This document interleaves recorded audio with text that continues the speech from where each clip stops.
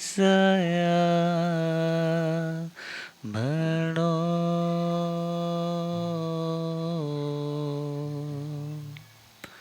गुरु चरणों में बड़ी श्रद्धा एवं आस्था के साथ वंदन नमन करेंगे।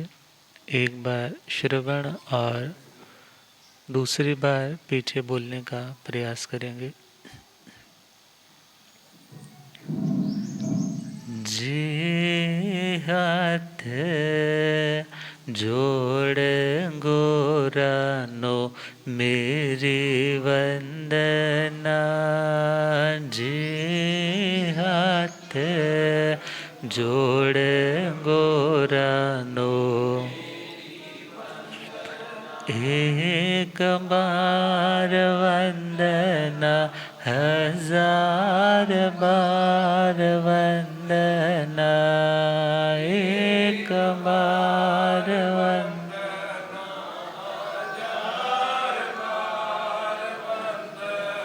लाख बार वंदना करोड़ बार वंदना।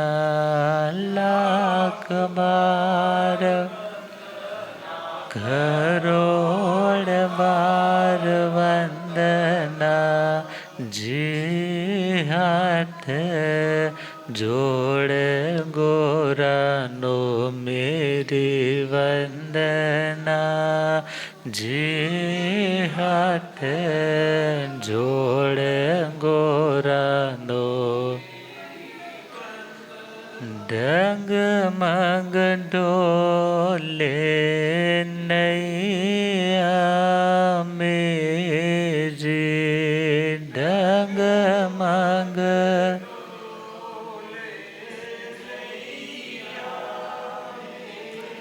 मुझको है सतगुरु तेज। मुझको ओट है सतगुरु जी। असंभव सागर पार लंघना। जी भवसागर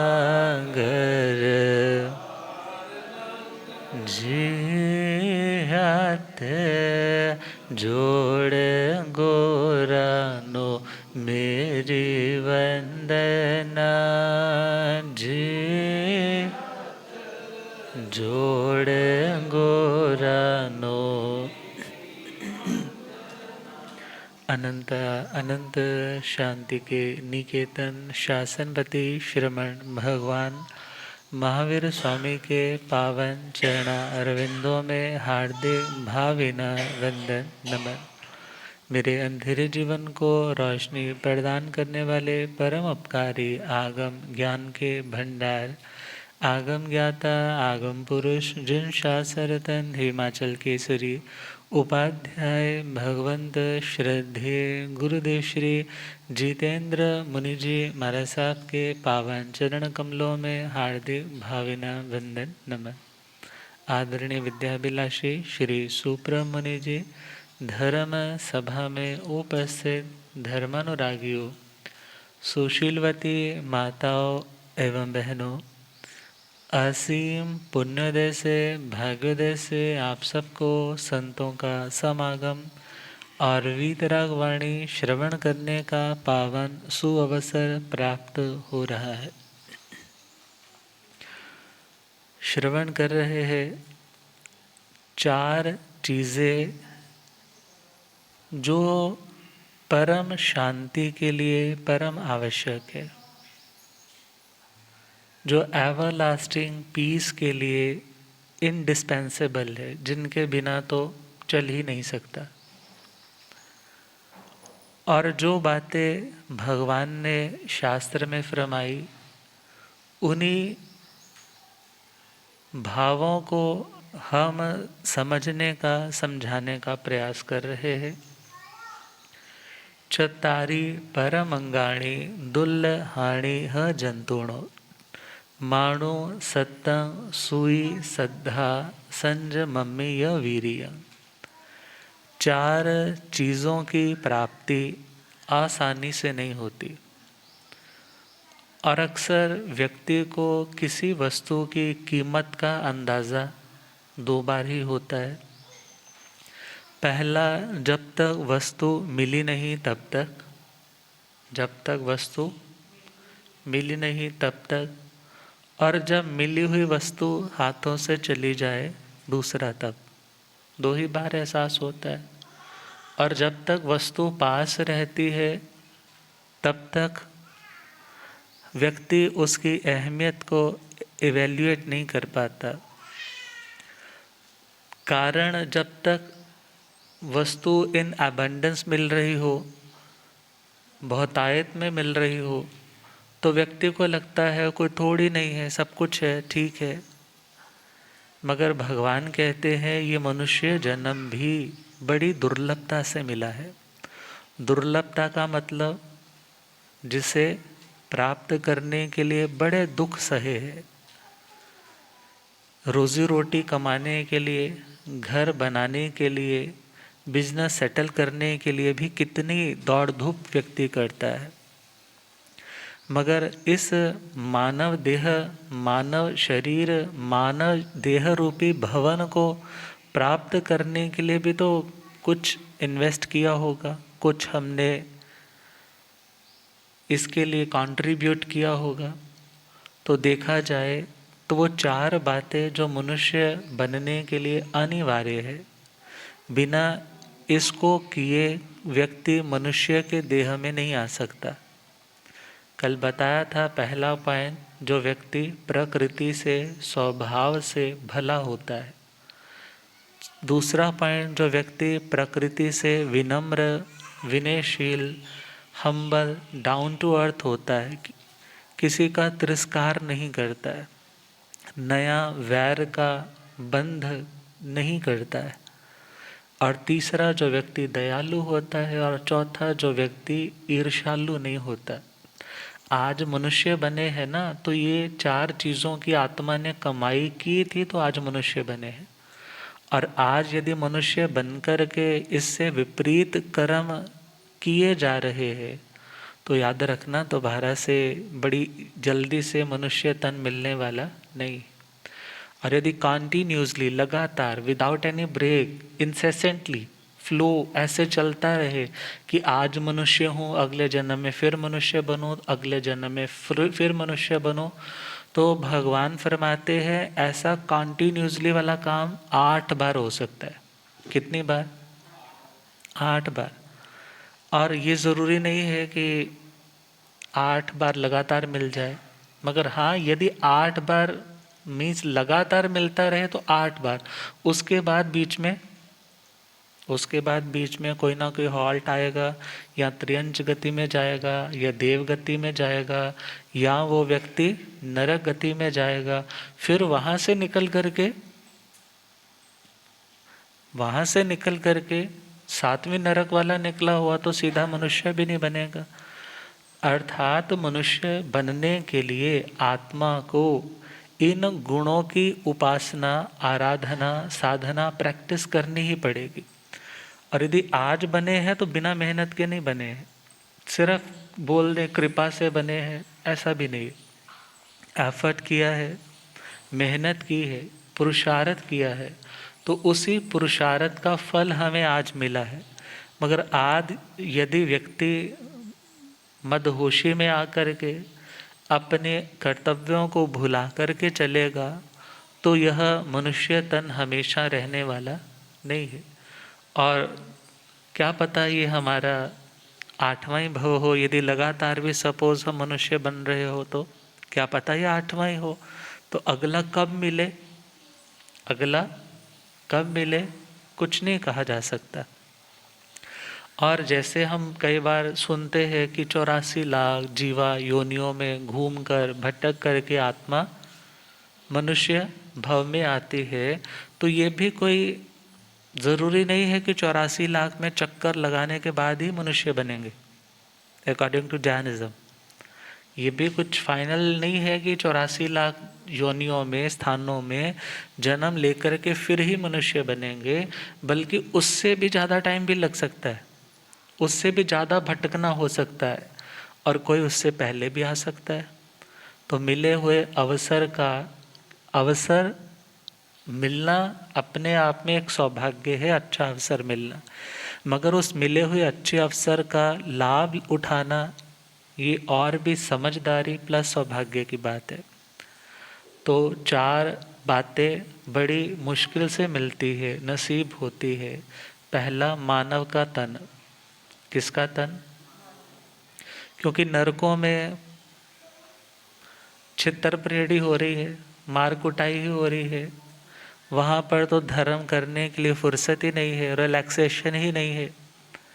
और त्रियंचों में चले तो वहाँ पर सुध बुद्ध ही नहीं है, पराधीनता है, वध और बंधन में वो आत्मा अनचाहे से उन कष्टों को सहती है। कोई विरला होता है, जन्मों का साधक भटक जाता है, और किसी छल कपट के कारण वो यदि पशु योनि में आ गया है और किसी को जाति स्मरण ज्ञान हो जाए, पूर्व का भव याद आ जाए, तो वो श्रावक तक तो बन सकता है, मगर साधु बनकर के सर्वविरति वाला काम नहीं कर सकता। और तीसरा देखा जाए तो देवगति। देवगति तो क्या है? यदि कोई व्यक्ति घूमने के लिए गोवा गया है, या ताज होटल में पहुंच गया है, या सपोज करो आप वो बाहर बैंकॉक इत्यादि किसी विदेश में चला गया है, तो वहाँ पर जाकर के पूजा पाठ सामायिक थोड़े करेगा। वहाँ जाकर के तो क्या करेगा? बोलो। वहाँ पर तो सुख का भोग करने गया ना, जो पैसे कमाए हैं वो उड़ाने के लिए गया है। तो देव गति में पुण्य तो था, मगर पुण्य सिर्फ वहाँ पर भोगने के लिए ही रह जाता है, मगर वो साधना साधना नहीं कर सकते। कर्म काटने के लिए आराधना, नियम, व्रत इत्यादि नहीं धारण कर सकते। तो कहा देवगति से भी व्यक्ति मोक्ष में सीधा डायरेक्ट नहीं जा सकता, और पशु गति से भी नहीं जा सकता सीधा डायरेक्ट, और नरक गति से भी नहीं जा सकता, और चौथी रहेगी कौन सी गति? मनुष्य गति, मनुष्य की अवस्था। तो वो ही एक ऐसा प्लेटफॉर्म है, एक ऐसा स्टेशन है जहाँ से सिद्ध लोक की यात्रा हो सकती है, जहाँ से आत्मा भव भ्रमण को पूरी तरह से भी खत्म कर सकता है। भले आज के टाइम में भरत क्षेत्र से रावत क्षेत्र से ये चीज़ें बंद है 2 स्थानों से, मगर महाविद्य से तो हर टाइम चौथे आर्य की तरह सिचुएशन रहती। तो खैर, पहला पॉइंट, मनुष्य जन्म का मिलना आसान काम नहीं, बड़ी मुश्किल से मिला है, और जो चीज़ मुश्किल से मिले उसको व्यर्थ में गंवाना नहीं चाहिए। दूसरा पॉइंट है, दूसरी और मुश्किल से मिलने वाली चीज़ है शास्त्र श्रवण। शास्त्र का मतलब जो हमें शासन करना सिखाए। क्या करना सिखाए? शासन। और ऐसा शासन जो हमें सुरक्षा दे। ऐसा शासन जो हमें क्या दे? सुरक्षा दे।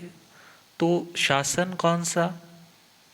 खुद के ऊपर, स्वयं के ऊपर, अर्थात खुद को कैसे कंट्रोल करना है, खुद को दुखों से बचाने के लिए क्या क्या करना ज़रूरी है, इन बातों की सूचना, इन बातों की एडवाइसेस, इन बातों की सुजेशंस, इन बातों के लिए रोड मैप जो हमें गाइड करता है, उसका नाम है शास्त्र।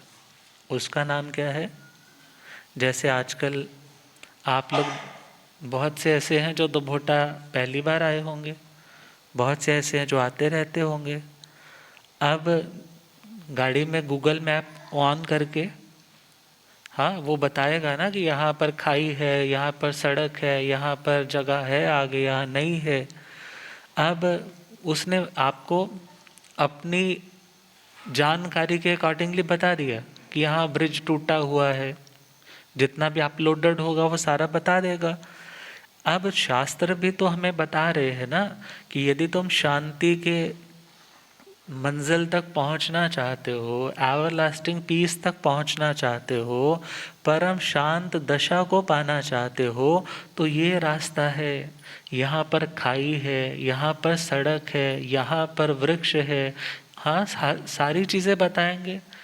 क्रोध मान माया लोभ की खाइयाँ आती है, इनमें गिरना नहीं है, अर्थात फंसना नहीं है। ये रास्ता तुम्हारा सही सन्मार्ग है, अहिंसा का, सत्य का, अस्तेय चोरी के त्याग का, सदाचार का, अपरिग्रह का, क्रोध के त्याग का, अभिमान लोभ इन बातों के त्याग का, कलह के त्याग का। अब जो तो सही ट्रैक पर चलेगा वो सुरक्षित अपनी मंजिल तक पहुंच जाएगा, और जो उन चीज़ों को फॉलो नहीं करेगा, पहला पॉइंट तो सुनेगा ही नहीं, तो फॉलो तो करना तो बात की बात रहेगी। मनुष्य तो बन गया, मगर मनुष्य बनने के बाद भी बहुत से ऐसे लोग हैं जिन्हें अच्छी चीज़ें सुनने को नहीं मिलती। यदि मिलती है तो वो उनको पहचान नहीं पाते, उनकी कदर नहीं कर पाते। अब कदर कर पाना अच्छी चीज़ की, ये भी तो सौभाग्य की बात है ना। जिसका भाग्य अच्छा होगा वही तो अच्छी चीज़ को पहचान पाएगा, वरना वो क्या बोलेगा, ये तो टाइम पास की बातें हैं, फिजूल की बातें हैं, इनसे क्या होने वाला है, हमने तो बड़े सादड़े देख रखे हैं। हाँ, मगर हमने धर्म किसके लिए करना? फॉर द सेल्फ बीइंग, अपनी आत्मा के लिए करना है, शांति के लिए करना है। और यदि कहीं जाकर के आत्मा को वो गाइडेंस मिल रही है जिससे आत्मा सही डायरेक्शन में चल सके, संयमित हो सके, और आने वाली प्रॉब्लम्स को भी वो जान सके कि ये चीज़ें फेस करने को मिल सकती है, and how to face them, how to overcome them, इसके बारे में भी नॉलेज मिल सके। तो ये बातें कहाँ से मिलेंगी? शास्त्र से। कहाँ से मिलेगी? दुनिया की अखबारों की, गली मोहल्ले की, बाज़ारों की, परिवारों की घटनाएं सुनने को, पढ़ने को, देखने को कहीं भी मिल जाएंगी इजीली, मगर वो बातें जिन्हें सुन करके आत्मा शांत हो जाए, आत्मा शांत हो जाए, उसका भटकाव, उसकी डिस्ट्रैक्शंस वो दूर हो जाए, उसकी कंसंट्रेशन, उसका फोकस, उसकी एकाग्रता अपने लक्ष्य के प्रति जागृत हो जाए, ऐसी बातें सुनने का मौका आसानी से नहीं मिलता।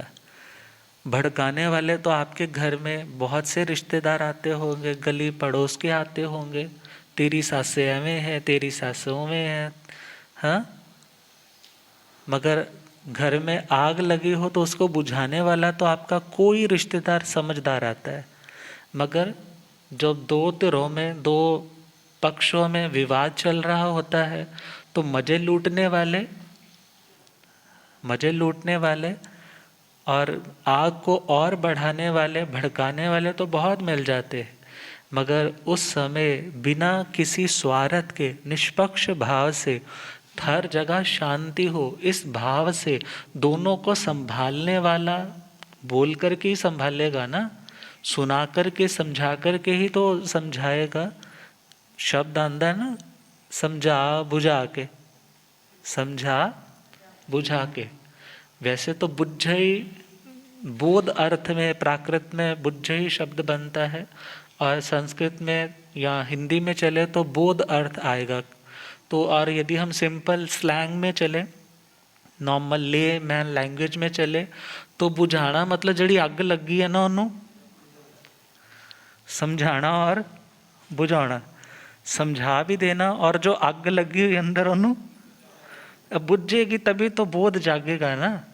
आग लगी होगी तो बंदे की अकल भी, हाँ, इवन जब गर्मी बहुत ज़्यादा हो जाती है, बहुत तपश हो जाती है, एनर्जी बहुत एनर्वेटेड हो जाती है, बॉडी बिल्कुल ऐसे फील करती है कि जान प्राण नहीं है, तो कोई व्यक्ति कुछ पूछे, क्या बोलता है? भाई मेरा तो दिमाग नहीं चल रहा, मेरा तो दिमाग। अब दुनिया की ये तो द्रव्य आग है ना, ये तो द्रव्य आग है, स्थूल अग्नि है, ये तो स्थूल गर्मी है।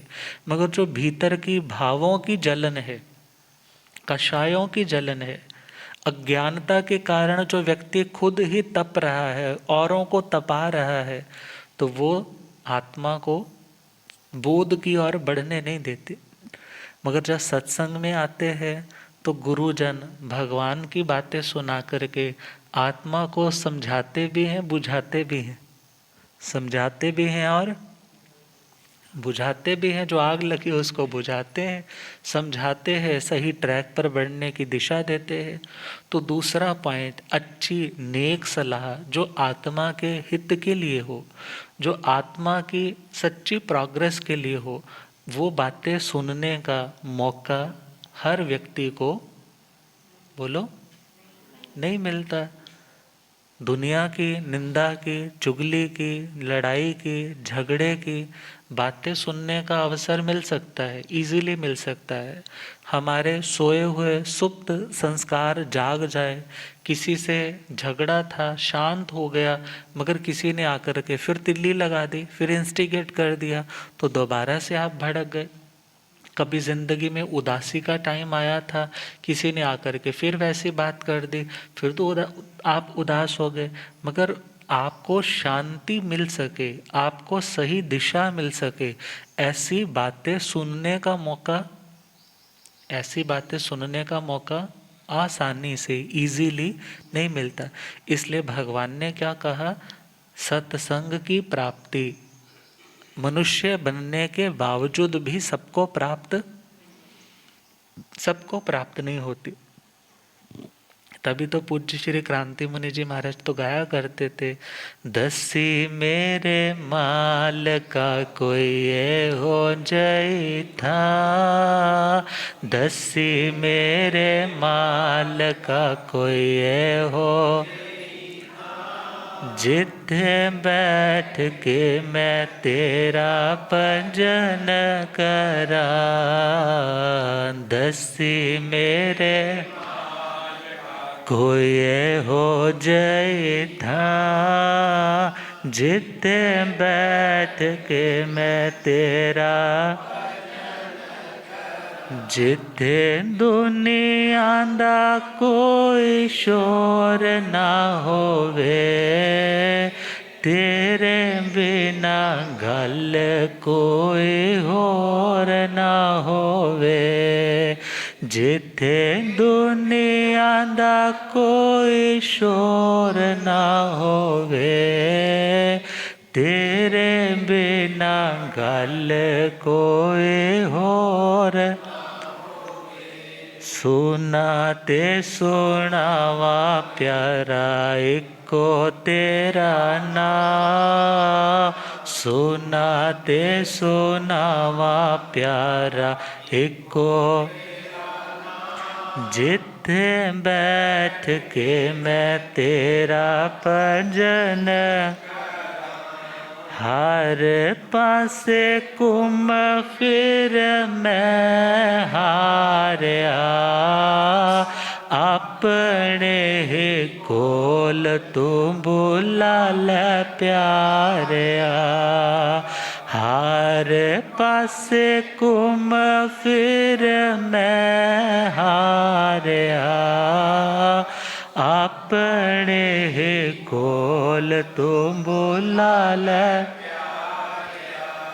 देवे जे हारा ते मैं शुक्र करा, देवे जे सहारा ते मैं शुक्र कर, जिथे बैठ के मैं तेरा, दसी मेरे माल का कोई ऐहो जई था, जिथे बैठ के मैं तेरा, अव्वल ता ठिकाना मैनू मिलना नहीं, मिल भी गया मैं ओनू छड़ना नहीं, अव्वल ता ठिकाना मैनू लभना नहीं, लांब भी गया मैं ओनो चंडना पावे किन्नी धुप होवे पावे किन्नी छा पावे किन्नी धुप होवे जिथे बैठ के मैं तेरा भजन करा दसी मेरे माल का कोई ऐहो जैठा जिथे बैठ के मैं तेरा भजन। तो सत्संग तो उस सरोवर की तरह है, जब गर्मी से बेहाल व्यक्ति हो ना, सरोवर के पास से भी गुजर जाए तो ठंडी हवा लगती है, और यदि पैर सरोवर में डालकर बैठ जाए तो पैरों से ठंडक चढ़ती है, और यदि कपड़े उतार करके सरोवर में डुबकी लगा ले तो तब तो कहना ही क्या, प्यास भी मिट जाती है, गर्मी भी मिट जाती है।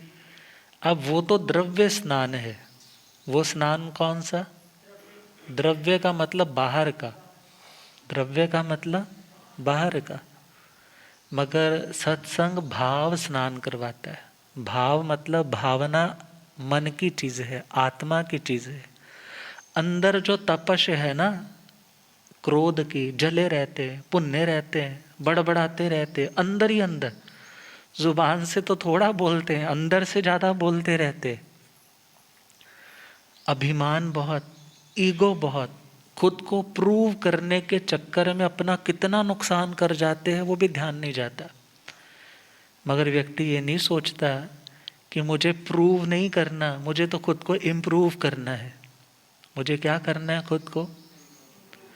हम खुद को इम्प्रूव तो नहीं करते, ज़्यादातर क्या करते हैं, बस प्रूव करके दिखाना है, सिद्ध करके दिखाना है, आई एम सुपीरियर, मैं तेरे से ज़्यादा बेटर हूँ। ये भी तो आग है ना, चैन थोड़े अंदर रहती है। छल कपट, पाप को छिपाया जा रहा है और दूसरों की धज्जियां उड़ाई जा रही है। क्योंकि पतंग आती है ना, जब कहते हैं पतंग काटने में भी मजा आता है, हाँ, पतंग उड़ाने में भी मजा आता है, और पतंग लूटने में भी मजा आता है। और दुनिया में व्यक्ति क्या करता है, किसी की कोई बात मिल जाए उसको यूं उड़ाता है, र्यूमर बना देता है। इतनी सी बात होती है और बात उड़ाता है कि नहीं उड़ाता? कहाँ से कहाँ तक वो बात फैल जाती है। आजकल तो डिजिटल है ना, हम सत्संग कर रहे हैं तो ये भी लाइव पता नहीं कहाँ कहाँ तक जा रहा है। आप लोग यदि किसी की कोई गलत अपनी ओर से कुछ बना करके, एआई थ्रू कुछ भी बना करके किसी को बदनाम करने जा रहे हो तो वो बात भी तो कितना फैल जाती है। अब वेरी सिंपल, हम दूसरों की बात उड़ाने में बड़े माहिर हैं। हम बड़ों की अच्छी बात हो या अपने छोटों की भी अच्छी सलाह हो, उसको काटने में बड़े माहिर है। और सारी दुनिया का बुरा करके अच्छा कोई दूसरा करे, मगर वाह वाह लूटने के लिए भी बड़े माहिर है। मगर ध्यान रखना, ये चालाकियाँ कार्मिक थ्योरी में नहीं चलती है। कार्मिक थ्योरी में तो तुम यदि बाहर से कितने भी अच्छे बन रहे हो, अंदर से बुरे हो, तो वो बुरे कर्मों की इन्वेस्टमेंट हो रही है। वो तो जहर के पौधे ही लगाए जा रहे हैं, और जहर के पौधे लगाओगे जहरीले ही फल आएंगे और खाने भी खुद पड़ेंगे। वो ऐसा नहीं है कि काट कर तोड़ कर किसी और को खिला दो। तो भगवान कह रहे हैं कि हे आत्मा, जहाँ आकर के तुम्हारी आग शांत हो जाए वो सत्संग का सरोवर है। जहाँ आकर के कर्मों की मैल उतरने लग जाए वो कौन सा सरोवर है? सत्संग का सरोवर है। क्योंकि कहा जाता है, अपनी अपनी मान्यता है कि उस नदी में स्नान करेंगे, पवित्र जल है। तो वेरी सिंपल, लोगों के अंदर पाप धोने की भावना तो है, मगर पाप छोड़ने की भावना, सिंपलेस्ट वे ढूंढते हैं कि बस स्नान करो और पाप क्या हो जाए, धुल जाए। मगर शास्त्रों में आता है यदि ऐसे पाप धुलेंगे ना तो पुण्य भी साथ साथ धुलेगा। कौन धुलेगा? अब गर्मियों में क्या होता है, व्यक्ति बहुत सारा टेल्कम पाउडर शॉडर लगा करके, हाँ, बड़ी वो क्रीमें श्रीमें फाउंडेशन थप थुप के, हाँ, पहुंच तो गया।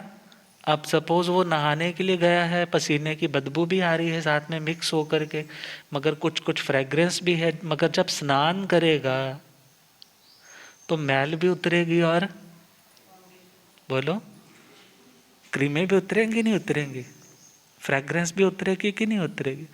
फिर तो ये मतलब हुआ कि यदि फलाना नदी में स्नान किया तो मेरे पाप धुल गए, तो भगवान कहते तुम्हारे पुण्य भी धुल जाएंगे। ये ठीक है, भावना जहाँ पर होती है वहाँ लॉजिक हम ज़्यादा नहीं लगाते, मगर यदि हम एक निष्पक्ष दृष्टि से देखें, निष्पक्ष होकर के देखें, तो आत्मा के यदि पाप धोने हैं तो उसके लिए हमें आत्मा की साधना करनी होगी। पानी शरीर तक असर करता है, आत्मा तक तो असर, आत्मा को प्योर करने के लिए तो सुंदर भावनाओं को क्रिएट करना पड़ेगा। और भावनाओं को सुंदर बनाने के लिए हमें सुनना ज़रूरी है। अच्छा अच्छा सुनेंगे तो अच्छा सोचेंगे, अच्छा सोचेंगे तो अच्छा बोलेंगे, अच्छा बोलेंगे तो एक दिन अच्छा करके भी दिखाएंगे। तो सुनना बहुत ज़रूरी है, सुनना बहुत ज़रूरी है, मगर कौन सा? जो हमें अनुशासित रहना सिखाए, डिसिप्लिन रहना सिखाए। ओवर थिंकिंग बहुत कर रहे हैं, गलत लोगों को सुना होगा, गलत मीडिया पे जाकर के गलत चीज़ें देखी होंगी, मगर जब अच्छा सुनेंगे तो धीरे धीरे हमारे विचारों के ऊपर भी कंट्रोल आने लग जाएगा। और यदि अच्छा नहीं सुनेंगे तो जुबान भी मैली रहेगी, आचार भी मैला रहेगा, दिमाग भी मैला रहेगा। तो भगवान का कहना, दूसरी बात जो प्राप्त करनी बहुत मुश्किल है वो है अच्छी संगति का मिलना, अच्छी संगति का मिलना। क्योंकि कहा करते हैं अमीरी में तो सभी यार होते हैं, अमीरी में तो सभी यार होते हैं, और गरीबी में अपने कपड़े भी भार होते हैं। गरीबी में अपने कपड़े भी, मतलब जो बड़े खास वाले होते हैं ना, वो भी ऐसे लगते हैं बस बोझ है, मीन्स वो भी हमें झेल नहीं पाते हैं। वो सोचते हैं पता नहीं आया है क्या सवाल डालेगा। तो भगवान का कहना है आत्मा प्रसन्नता के लिए दुनिया के साधन जरूरी नहीं है, अंदर का विवेक जरूरी है, अंदर की लाइट जरूरी है कि वो जागृत हो सके। और वो सच्ची समझ तभी जागृत होती है जब हम किसी समझदार की संगति में बैठते हैं। जब हम किसी समझदार की संगति में बैठते हैं तो समझदार कौन है?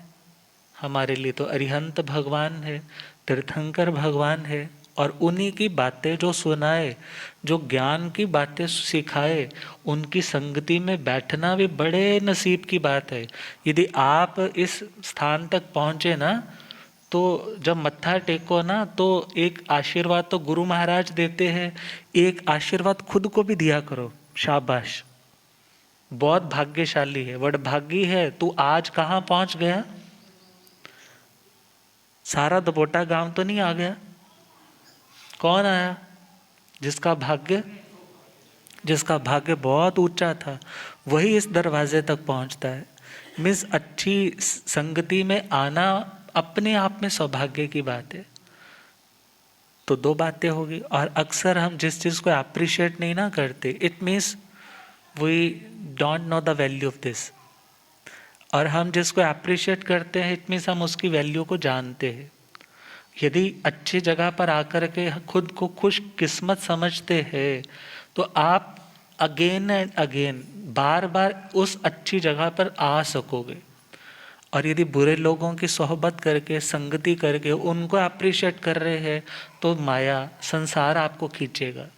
और यदि गुरुओं की संगति की प्रशंसा करते हो तो वो आपको खींचेंगे। तो दूसरा पॉइंट सत्य संगति, श्रवण, क्योंकि श्रवण पहली सीढ़ी है। सुनते सुनते ही तो आत्मा, सुनते सुनते ही आत्मा महात्मा बनता है ना, महान आत्मा बनता है। सुन सुन करके ही तो तप के, त्याग के, सेवा के संस्कार जगते हैं अंदर। भावना आती है कि मैं भी अच्छा करूं, मेरे पास साधन है, मैं किसी की हेल्प करूं, मेरे भाग्य का मुझे जो मिलना था मिल गया, मैं संतोष करूं, मैं दूसरों को देख करके जलूं नहीं, ईर्ष्या नहीं करूं। ये सुन करके ही तो भावनाएं जागती है। और अच्छा सुना होगा तो आपके लिए अच्छा रहेगा। क्यों अच्छा रहेगा? खपोगे नहीं, कल्पोगे नहीं, नया बुरा कर्म अटेम्प्ट करोगे नहीं, फ्यूचर भी आप अपना खराब करोगे नहीं। तो सुनना बहुत ज़रूरी है, मगर अच्छे लोगों को। किन लोगों को? अच्छे लोगों को। तो दो बातें हुई। पहला पॉइंट, मनुष्य जन्म मिलना मुश्किल। दूसरा पॉइंट, शास्त्र की बात सुनने का सौभाग्य मिलना और भी मुश्किल बात। तीसरा पॉइंट है जो सुना उसके ऊपर श्रद्धा का आना। जो सुना, श्रद्धा मतलब विश्वास।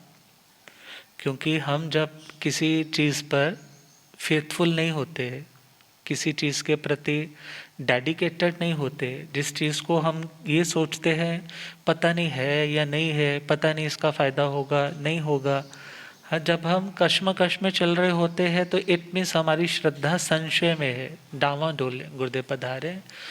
हो रब मेरा सतगुरु बन के आया मैनू,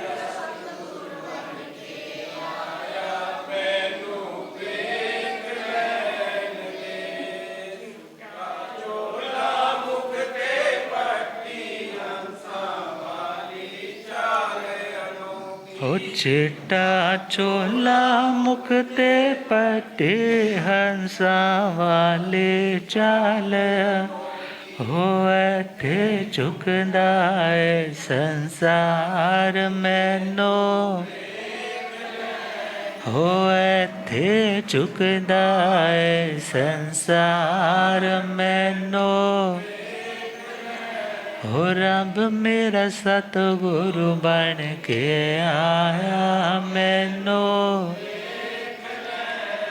हो मैनू वेख लैण दे के मत्था टेक लैण दे, हो मैनू वेख लैण दे के मत्था।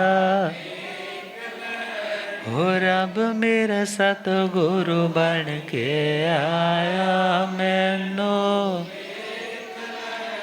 भूले आगम ज्ञाता आगम पुरजन शासरतन हिमाचल केसरी उपाध्याय भगवंत श्रद्धे गुरुदेव श्री जितेंद्र मुनि जी। तो तीसरा पॉइंट, श्रद्धा।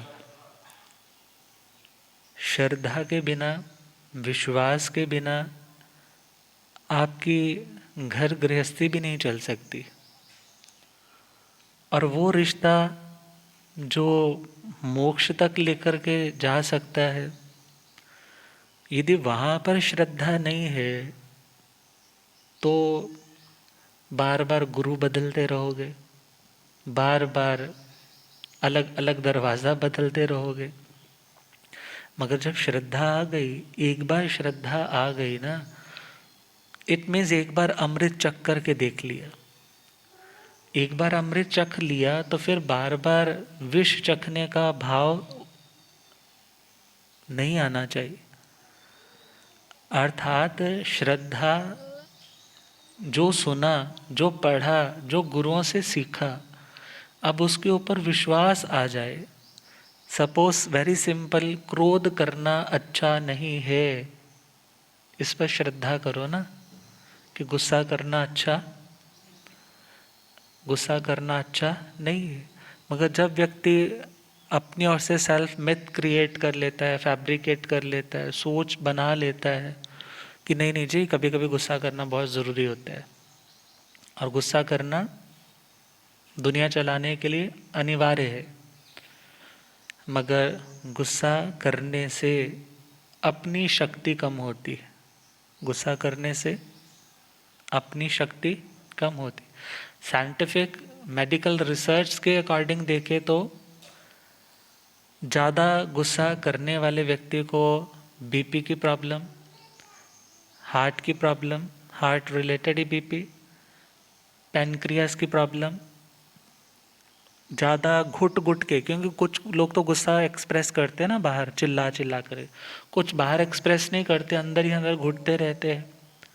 तो गुस्से से डायबिटीज़ की प्रॉब्लम, कौन सी, शुगर, मिठे हो जाओगे बहुत, मगर वो वाले मिठे होना तो बड़ी नौबत की बात है। शुगर की प्रॉब्लम, इवन पैरालिसिस की प्रॉब्लम, हार्ट कोलैप्स हो जाना, ढेरों समस्याएं हो सकती है सिर्फ किस एक पॉइंट के कारण। किसके कारण? गुस्से के कारण। और जब यदि सुना कि गुस्सा फायदा नहीं करता है, माफ करना फायदा करता है, आप हल्के हो जाते हो, आप उसको उसके भाग्य पर, उसके कर्म पर छोड़ दो, क्योंकि कर्म तो किसी को नहीं ना छोड़ता, कर्म तो जड़ है। जहर पीने वाला पीने में स्वतंत्र है, मगर पीने के बाद कौन काम करेगा? जहर अपना असर दिखाएगा। तो हमने यदि जो जो अच्छा सुना और यदि उस पर विश्वास कर लिया, उस पर विश्वास आ गया, उस पर श्रद्धा आ गई, तो कम से कम हम उस चीज़ को अच्छा नहीं समझेंगे। जब अच्छा नहीं समझेंगे तो फोर्थ स्टेप आएगा, हम उसको छोड़ भी पाएंगे, हम उसको। तो चौथा पॉइंट है इम्प्लीमेंटेशन का, आचरण के रूप में श्रद्धा आना। जो सुना उस पर श्रद्धा आना तीसरा और भी मुश्किल काम है, मगर चौथा पॉइंट है श्रद्धा तो आ गई। बहुत से लोग कहते हैं ना, मैनू पता है, मैं रियलाइज भी करदा है, पर पता नहीं जब तो मौका आता है ना, मैं फिसल जाना।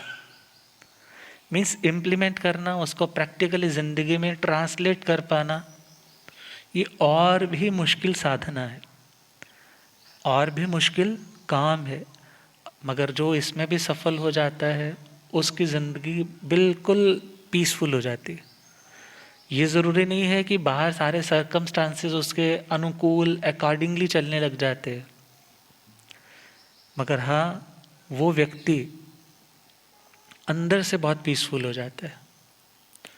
बाहर की सिचुएशंस हमेशा आप चेंज कर सको ये ज़रूरी नहीं है, मगर आप अंदर से तो खुद को संभाल पा रहे हो, खुद को मैनेज कर पा रहे हो, खुद को ऑर्गेनाइज कर पा रहे हो, खुद को बैलेंस्ड कर पा रहे हो, खुद को संतुलित कर पा रहे हो।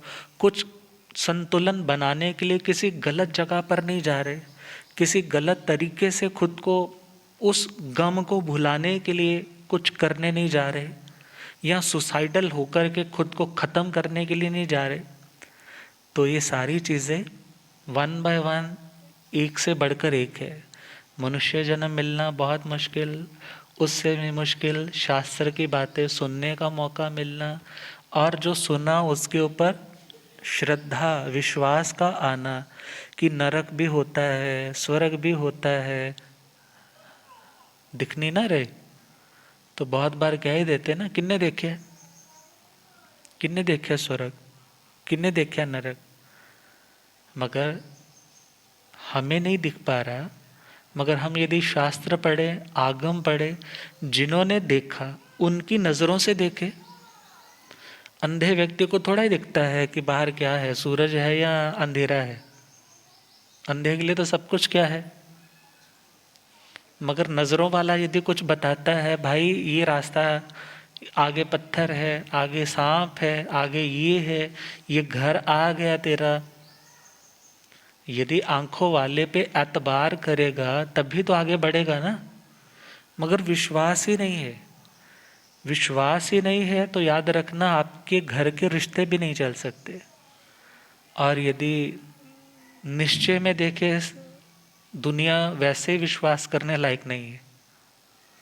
फाइनल ट्रुथ तो ऐसा है कि दुनिया विश्वास करने लायक, खुद से ही पूछ कर देखो ना, तुम कितने को लॉयल हो, तुम कितने को लॉयल हो। रॉयल तो बन रहे हो बहुत, मगर तुम अंदर से कितने विश्वसनीय हो। और यदि तुम इतनी बार पलट चुके हो तो देन हाउ कैन यू सामने वाले बंदे से तुम किस तरह से ये चाहत रख सकते हो कि ये बंदा बिल्कुल हूबहू वैसा ही रहे जैसा होना चाहिए, जैसा मैं सोचता हूँ। तो भगवान का कहना है, आत्मा तुम दूसरों को छोड़ो, दुनिया के कर्तव्य निभाने हैं वो सरलता से बिल्कुल अच्छे से निभाओ, मगर उनमें खोने की, डूबने की, उनमें गृद्ध होने की कोशिश नहीं करो। एक मक्खी होती है जो मिश्री की डली पे बैठती है, स्वाद भी चखती है, और कोई आता है तो क्या हो जाती है। और एक मक्खी होती है, खंगार पे आती ना, थूक देते, म्यूकस के ऊपर आ जाती है, मगर वो धीरे धीरे क्या हो जाती है, उसके अंदर धस जाती है। कोई आए भी तो, उड़ना भी चाहे तो वो उड़। भगवान का कहना है, यदि तुम दुनिया में हो और तुम्हारा पुण्य उदय में है, सुख मिल भी रहे हैं, सुख भोग में आ भी रहे हैं, मगर हे आत्मा तुम उनके प्रति राग आसक्त मत होना, क्योंकि आसक्ति होगी तो छोड़ना मुश्किल होगा। एक दिन तो छोड़ना ही है ना, छोड़ोगे नहीं तो एक दिन छूट जाएंगे, मगर उस समय तो रोना पड़ेगा जब हाथों से वो चीज़ें जाएंगी। मगर खुशी खुशी उस यूनिवर्सल ट्रुथ को, शाश्वत सत्य को जानो, पहचानो, मानो, उस पर विश्वास करो कि जो है वो मेरे पास है, और जो बाहर का है वो तीनों कालों में आज तक किसी का नहीं हुआ। जब आज तक किसी का नहीं हुआ तो मैं क्यों उसी इल्यूज़न में, भ्रम में फंस करके अपने मिले हुए समय को साधना के स्थान पे विराधना में बिता रहा हूँ। तो आत्मा के लिए जो जो कुछ ज़रूरी बातें सुनाने की कोशिश की, क्योंकि ये क्षेत्र बहुत बहुत देखा जाए तो अपने आप में पुण्यशाली क्षेत्र है दबोटा, क्योंकि यहाँ पर पूज्य शेरे पंजाब स्थानकवासी परंपरा के देखा जाए तो एक ऐसे ठोस स्तंभ जिन्होंने संरक्षक बनकर के शुद्ध परंपरा को बचाने में अपनी भूमिका निभाई, ऐसे उपाध्याय प्रवर्तक दोनों पदवियों से विभूषित श्रमण जी महाराज साहब भी प्रवर्तक और उपाध्याय दोनों पदवियों से विभूषित थे, और पूज्य शेरे पंजाब श्री प्रेमचंद जी महाराज साहब, और यहीं से महासाध्वी श्री मंजूषा जी महाराज साहब, वो भी जिन शासन की प्रभावना में आगे बढ़ रही हैं। और उसी के साथ साथ क्षेत्र पे उपकार बहुतों का है, मगर जो विशेष कृपा है वो है पूज्य व्याख्यान वाचस्पति श्री क्रांति मुनि जी महाराज। उनकी बहुत कृपाएं हैं आपके ऊपर, भले वो देह दृष्टि से नहीं है, मगर उनकी शिक्षाएं तो आज भी आपके साथ है। और कल सुना रहे थे, भाई कह रहे थे, महाराज जी जब ये भवन बना तो इस भवन के लिए कोई मजदूरों को नहीं लगाया, भवन बनाने के लिए किसी व्यक्ति को पैसे दे करके सेवा नहीं ली गई, बल्कि यहाँ पर तो सन 83 में जब यह बना तो लोग तो 2-2, 3-3 किलोमीटर नीचे से ही पानी भर भर के, रेत उठा उठा के, पत्थर उठा उठा करके खुद लेकर आते थे। कितना प्रेम, इतनी श्रद्धा। तो ऐसी श्रद्धा, ऐसी भावना इस संघ की, इस परिवार की, तो इसी प्रकार बढ़ती रहे, बनी रहे। इन्हीं शुभ भावनाओं के साथ गुरुओं की शिक्षाओं पर चलते रहे, क्योंकि स्थान बनाना मुश्किल तो है, मगर इतना मुश्किल नहीं जितना मुश्किल उस गुरु के साथ जुड़े रहना जिन्होंने आप सबको इस धर्म के साथ जोड़ा है। तो उनकी शिक्षाओं के साथ जुड़े रहिए। उन्होंने जो जो भी उत्तम आत्माओं की बातें सुनाई, क्योंकि मुझे याद है जब हम नालागढ़ आए थे तो उसके पश्चात 2008 में इधर ही आए थे। तो पूज्य श्री क्रांति मुनि जी महाराज साहब, कथा का टाइम था, चौमासा तो उठ गया था, मगर उन्होंने कुछ थोड़ा बाद में प्रस्थान करना था, तो यहीं पर सत्संग कथा थी। और व्याख्यान तो पूर्ण होने वाला था, मगर बहनें आंखों से उनके आंसू ही नहीं बंद हो रहे थे। उनको ये था कि बस अब गुरुजी का वियोग होगा, गुरुजी ने अब चले जाना है। अर्थात गुरुओं के प्रति असीम इतना स्नेह, और उनमें भी इतना अपनापन सबके लिए। और परदेसी राजा की कथा चल रही थी, जब जितना मुझे याद है, राजा परदेसी का रानी सूर्यकांता की स्टोरी सुना रहे थे। तो सरलता से आगमों की बातें समझाने वाले वो महान संत थे, बहुत कृपाएं पाई है। तो और ज़्यादा ना कहते हुए आप श्रद्धेय गुरुदेव अपने मंगल में कृपा फरमाएंगे। जो चलते फिरते हमारे भगवत स्वरूप है, आगमों के पारगामी विद्वान है, विनयशील है, और थोड़े में ही बहुत कुछ कहने में, अनुभवों की बातें बड़े ही सरल सीधे शब्दों में हृदयों तक उतारने में समर्थ है। तो उन्हीं के पावन श्रीमुख से आप सुनेंगे परमात्मा की मंगलमय वाणी। ओम शांति।